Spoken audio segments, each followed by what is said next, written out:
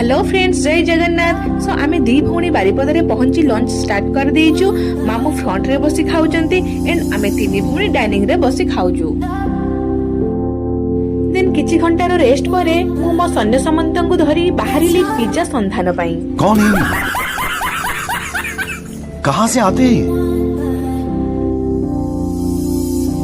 Finally 13 समुद्र 7 नई घंच जंगल को पार होई बहु स्ट्रगल परे पिज्जार दर्शन करी पेट को शांति कलु।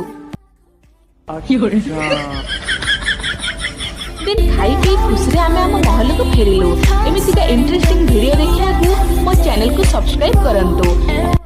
नहीं मते ढेर सारा भल पाइबा दियंतु।